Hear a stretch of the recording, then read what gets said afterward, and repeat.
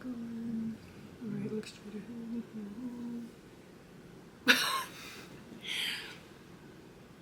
Hello everyone and welcome back to the channel. The good news is it's you. This is the second in a healthy relationship, unhealthy relationship quiz series. And if you're new to the podcast, I do encourage you to go back and watch the first quiz, which was a healthy relationship quiz. This one you can definitely do first, but they're both fun. This one just focuses on some kind of warning signs, some red flags to look out for. And again, if you're new to the channel, the good news is it's you. We talk about healthy relationships, some safety and self-defense as well. There's a series that I'm working on for that. But the main concept of the channel, the good news is it's you, is that it's your life. You're the main character. You're in control. So starting to take stock, take notice of what's going on in your life, which is why taking these little quizzes for the people around you is going to be important. So this quiz focuses on romantic relationships is what we're talking about. Now, some of the questions can apply to friendships, and you can definitely start to ask yourself if some of your friends possibly are unhealthy in your life, but most of these questions are specifically towards your romantic relationships to determine if you are in a healthy relationship. And welcoming back my husband Noah to help me with these questions, because he did help me write it a little bit and go over it. So I am going to go ahead and let him start.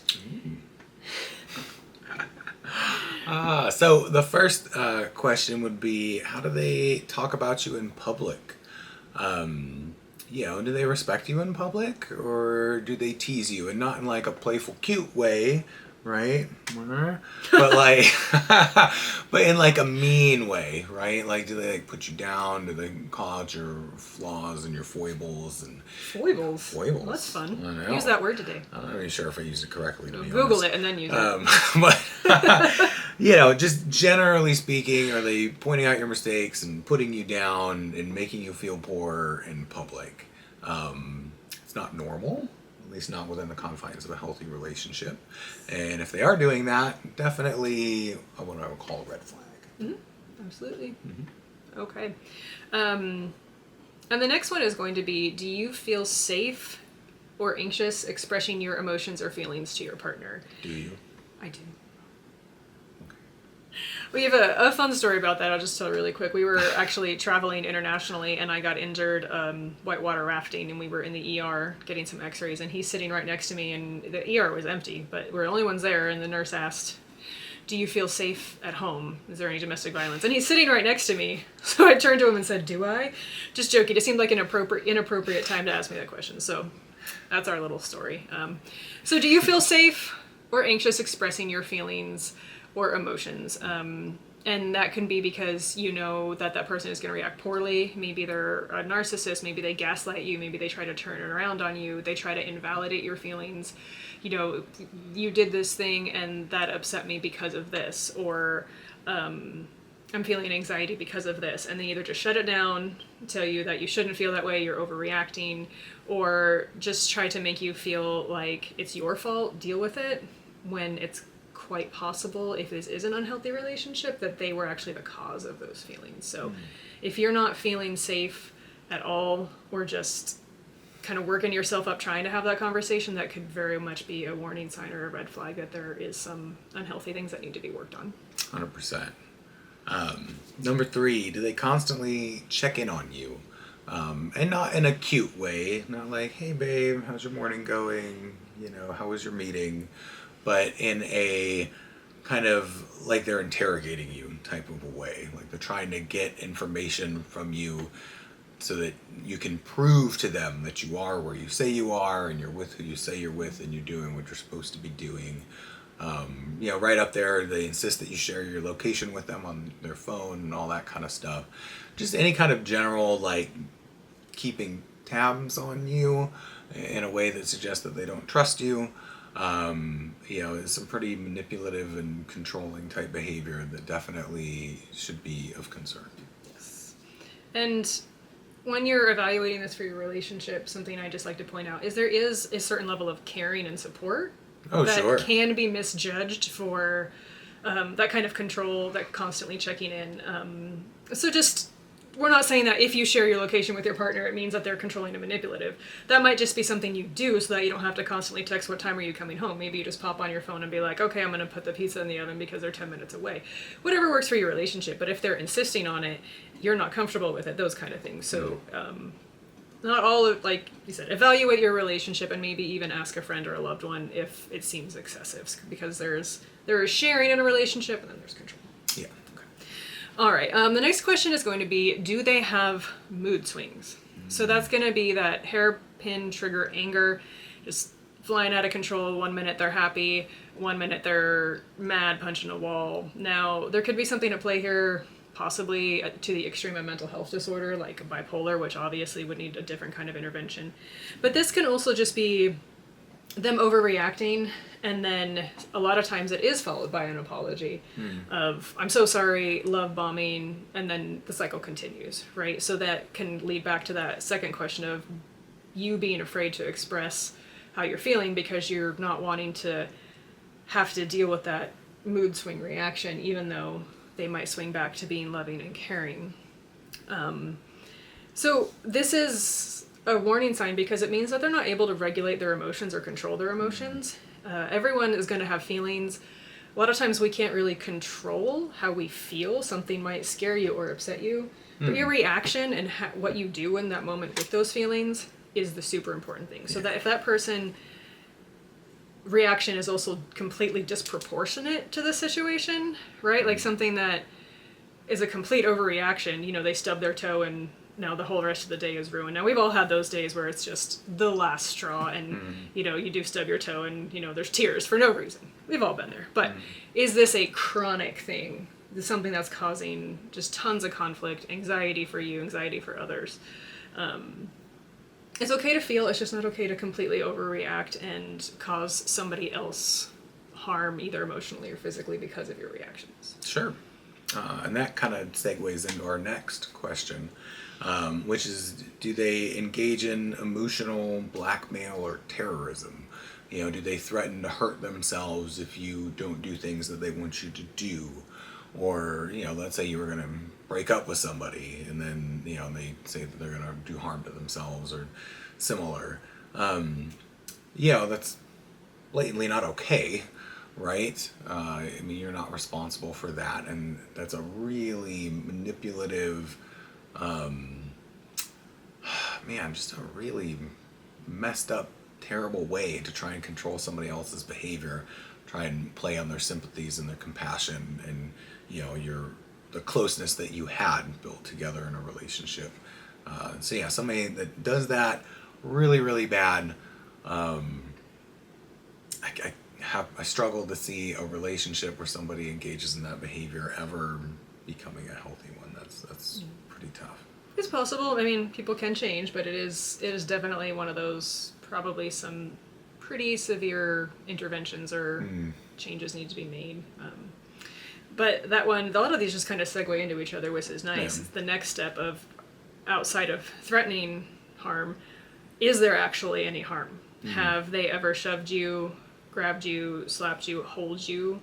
And that could be even just, you know, a light press. That could be blocking your way. He's quite a bit bigger than me. He's sitting down, but good 8 inches on me. So if 6, I can do math. If he's just blocking my way, that is technically barring me from leaving, and that is considered in a lot of situations to be a crime, actually. So, and then there's obviously the escalation things that we consider a little bit more severe, actually physically assaulting, hitting, punching. There are some things I can't really say on here because YouTube likes to flag, but I may even get bleeped out and just put the words at the bottom. Especially, I talked about in one of the safety episodes I did earlier on healthy relationships. If someone has ever choked you, strangled you, I'm sorry, we'll have to bleep that, I think. That's an absolute get out now red flag, because an apology for that can't undo that, and outside of physical wounds healing, the emotional scars are going to continue. So those are definitely some warning flags and some addressing that you need to take steps to either make significant changes or just leave that relationship. Yeah, and just kind of want to add, you know, we said physical violence, but touching isn't necessary for violence, in this sense, right? So as we pointed out, I'm actually quite a bit larger than my wife, despite how it may appear on camera right now. There you go, babe. I'm like 6'3", 220 pounds. Do not say my weight. I know better than to do that. But if we're having a heated disagreement and I get right up in her space and I'm looming over her, I mean, that's domination, right? Like, that's indicative of me not respecting her physical space or her physical safety. And that's not okay, right? I mean, that's right up there. If your partner's doing that, I mean, that's not much different than slapping you. I mean, legally there might be some minutia, but as far as the danger it represents to you and your safety and how indicative it is of that person not being a good partner for you, it's the same, right? So don't get hung up on, well, he's never actually touched me or she's never actually touched me. But, are they physically using their body in a way to dominate and intimidate and control? And that is absolutely not okay. And to the next one, similar, talking about domination and pressure, is do they pressure you to do things that you don't want to do?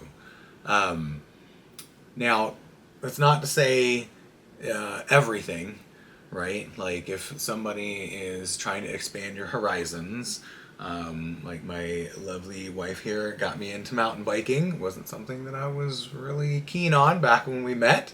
She insisted it was a good time, and she was right, 100%. And so now when the weather's nice, we go out, at least weekly. And it's super cool, and I'm glad that she did that and expanded my horizons. And I feel like I lead a fuller, richer life now, and we have this thing that we share, and it's awesome. But that's not what we're talking about. Like, what we're talking about here, as far as it being a red flag, is do they pressure you to do things that you don't want to do, and were you to do them, you would feel ashamed of it. Or it would put you in some sort of a moral conundrum or some sort of a danger, maybe even legal danger. That's really what we're talking about here. So not do they try to pressure you to do anything that you've never done or don't want to do, but specifically things that open you up to risk or harm or humiliation or control. So the next one, moving along, is do they try to control you? And we actually talked about this a little bit in the healthy relationship because it applies to both. But this can be something that's really subtle and slow over time. The first few dates, they're probably not going to be trying to control you. There's a honeymoon stage. But over time, are they starting to dictate when and where you can go, who you can be with? Do they not want you spending time with loved ones? There might be manipulation or making you feel guilty for spending time with other people. They should be the most important thing in your life. So isolating you is a big one when we're looking at control, because it's hard to control someone when there's a lot of other people around, because usually your loved ones and friends are going to notice that and point it out to you. Well, and those people can also exhibit influence over you, right? Right, yeah. So they're taking away influence. Yeah, if it's just one-on-one, they can kind of break it down. If they're, and like I said, it's subtle, so it's really important as your relationship progresses, even after decades, because and it might be something that changed in them too. It might not be something that they did in the beginning, but some life event changed for them.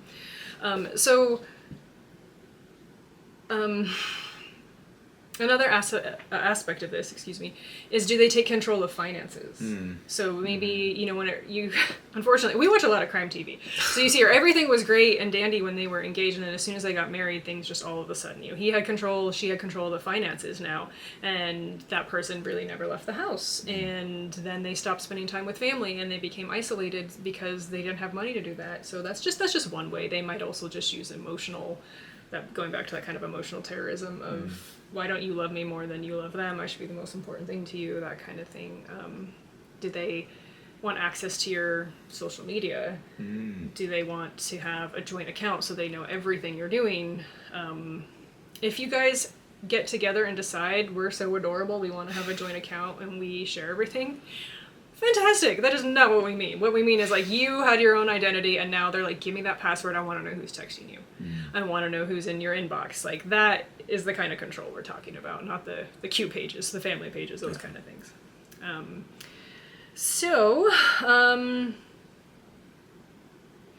I think, no, almost there. I'm sorry. Just one last little thing. I had to check my notes because I'm a little spacey. And I think I talked about it earlier, is worry is not the same as control. And you should be able to feel the difference, right? Like you should be able to know that they're not just worried about you, that they are actually trying to change the way you're living your life, not just, I notice you're out running at 3 a.m. in the morning. I'm really not comfortable with that. That's probably a legitimate concern, especially if you're a woman, because that's dangerous and can be dangerous. That's worry, that's not control. Yeah, well, back, when we were running quite often and... there were the good old days. The good old days. And we would usually go together, right? But sometimes because of scheduling and work and all that stuff, I wasn't always able to go with you. And down by the canal where we would run, sometimes there would be people just kind of hanging out. And I remember that one time we were running down and this guy had a machete and he was just like chucking it into the ground because he's got nothing better to do. And it's like, babe, really not sure I'm comfortable with you running by yourself around Machete Man. Yeah. And I wasn't either. At that point I was like, I'm going the other way. I'm running around. I'm not going under the canal with Machete Man. Yeah. And maybe carry a firearm when you go running, So that's... If you're allowed in your state. Yes. But yeah, so that was worry. That was not him trying to control me, saying you're not going to run without me. This was, I don't want to have to call the police and say, well, she ran by Machete Man every morning. So. Yeah, I haven't seen her. She's supposed to be home hours ago. Or what have you. I can't run for hours, so huge red flag. Yeah, huge red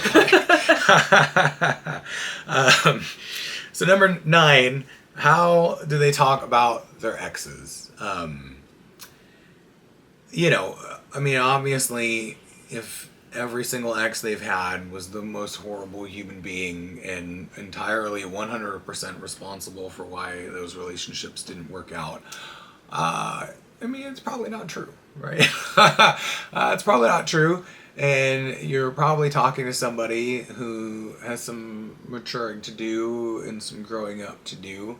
It's indicative of the fact that they probably didn't respect that partner very much, and that's probably a good indication that they're going to have difficulty respecting you too. If somebody is always just trash talking their exes, it's kind of a red flag in my book. Yeah, everything is somebody else's fault. I'm incapable of making mistakes. Probably not going to be getting a lot of apologies out of that person, right? Probably some gaslighting, which is a very trendy term, kind of turning everything around on you. Nothing is my fault. Everything is somebody else's fault, despite the fact that I was the only common denominator in every single one of these situations. And I think there's like that one person in millennia that just has that life. Everything is that is their luck, but that's probably not you. And it's probably not them, I should say. But again, we have to ask ourselves in these situations too, are you doing any of these things? Sometimes people tend to pick the same type of people and repeat that pattern. That's possible, but making sure that when you're going through these questions and looking for those warning signs, who do they apply to, right? Like, and I'm not trying to victim blame like at any point, but making sure that you're analyzing the entire situation. Yeah. Okay, well, that makes sense. Okay, and second to last is going to be lying. It's a really big warning sign. It's a really big red flag. And looking at not maybe little white lies, like, do I look fat in this dress? We talked about that in the healthy relationship quiz too. But big ones, are they lying to you for no reason? Are they just a pathological liar? They just possibly want to control the situation. That goes back to control and trust and respect. Mm-hmm. Are they lying to you about where they are, about where money is being sent, about things they were supposed to do and didn't do, or vice versa? I didn't do that when in fact they did. And then at the same time, a lot of these questions kind of go back and forth. Are you lying? And why are you lying? Are you lying because you feel unsafe being honest with your partner? You know, I stopped to get a drink, that's why I'm 5 minutes late, you know, like a QT, not sitting at the bar. I'm sorry, QT is a gas station, depending on where you are. Quick Trip is what it stands for. So lying is a huge, huge red flag. If you find yourself feeling the need to lie in order to protect yourself, or you notice your partner is lying, that's going to be a really big red flag. And then the very last kind of bonus question. So we were trying to get an even 10, but this one I think we had to just save to last. And when I was talking with Noah about this quiz, I said, what do you think is a really big red flag? What should the question be? And I will let him do it, but I was like, oh, that's perfect, because it wasn't even one that I thought of, but it's really good. Yeah, so thanks for the build up, babe. Yeah, so I don't know that this is necessarily the biggest red flag. I mean, you know, physical violence is pretty bad. But I think, good question. I think this is one that I don't think people often consider, but one that I would definitely strongly consider should this happen. And that is just if somebody that you know and trust and care about approaches you to specifically call out how unhealthy your partner is and how bad they are and dangerous to you, et cetera, et cetera. Because, you know, I mean, I'm in my 40s and I've been around a while, and, you know, you have folks that you know and you care about that are in relationships, and, you know, you have negative opinions about some of their partners, right? Like, not everybody, the people that you care about and are in a relationship with, you know, you don't like them all the time, right? But you don't say anything about it, right? Because that person seems happy, and, you know, maybe you don't know everything about their relationship, you know, so you just hold your tongue, you don't say anything. Because you don't want to risk damaging your relationship with that person by calling out their new partner, right? So if somebody does approach you to call out your partner, and they are willing to risk damaging their relationship because what they see is so bad and is so urgent, then that's something you should consider. Don't just brush them off and think that, you know, oh, they don't know what they're really like, you know, they treat me differently at home, this, that, whatever, which I think is something we also covered. Something we also covered. So you can whisper to me, you can't whisper to the camera. Yes. But yeah, if somebody's taking that risk, somebody that you care about and trust is taking that risk, then that means that they have seen something that has overcome their hesitancy to damage their own relationship with you, and that's something that you should really pay attention to. Yeah. If their concern is to the point of, I would rather this friend or family member, loved one, whatever, be mad at me and hate me, but I might save them from some physical violence or years of more emotional damage, I'm willing to risk my happiness with this friend or family member in order to protect them. And sometimes people don't react well in that situation, or you'd say, you know, can I talk to you for a minute? I kind of noticed this or that, or you get a text message, we never see you anymore, is everything okay? Because of some conditioning that can happen in very controlling relationships, that person's initial reaction may very well be, you don't know what you're talking about, like you said. They're different in public, and that is one of the warning signs as well. Are they completely different people in your relationship in your home versus outside? But sometimes that seed is planted. So it is a warning sign if somebody is coming to you and doing that, but sometimes it plants that seed of, you might start to look at things differently. You might start to look at the way they act differently, the way they are controlling you differently. So piggybacking off that, just a little tidbit of advice is if you do see that, talk to your friends, your loved ones, because it could be that little push that makes them see what they need to see and make some change and get some help. So, but if someone is coming to you, don't just say, kind of screw you. Look back. Are they right or are they wrong? Maybe they are wrong. Maybe they are seeing it from some trauma they're carrying from their relationships, and it is incorrect. So maybe you're out to dinner and your partner's texting you and they're trying to control you because they were in a relationship where that's what that was, right? But in your relationship, it's not. It's did you feed the dogs? That's something that needs to be addressed. We have it.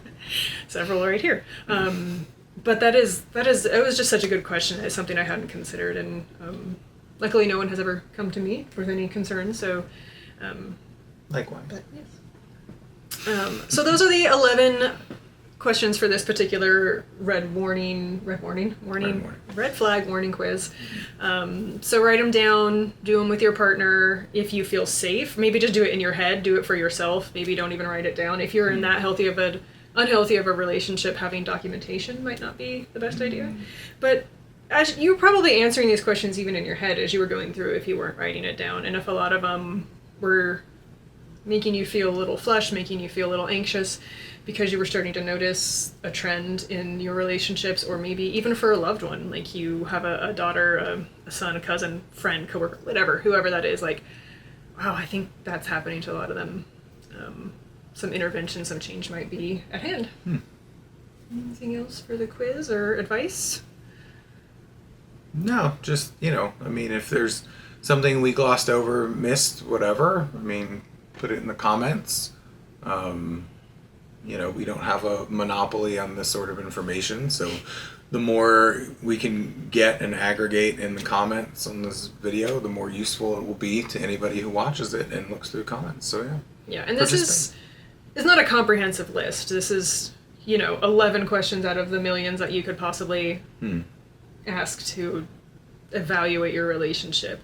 We might even do some follow-up ones with all the comments we get, or just as we continue through this podcast. So this is the unhealthy relationship quiz. Please go back and take the healthy relationship quiz and write them down, share it, throw in the comments maybe some questions somebody asked you or something that you noticed, something you learned. The more information we get out, the more people can get helped. It might be that one comment somebody read that goes, oh wow, yeah, okay, I need to get some change, I need to get some help, or I need to address this. So please like and subscribe, follow us, more episodes coming soon. I will be having my adorable co-star come back. So thank you guys so much, and remember, good news is, it's you.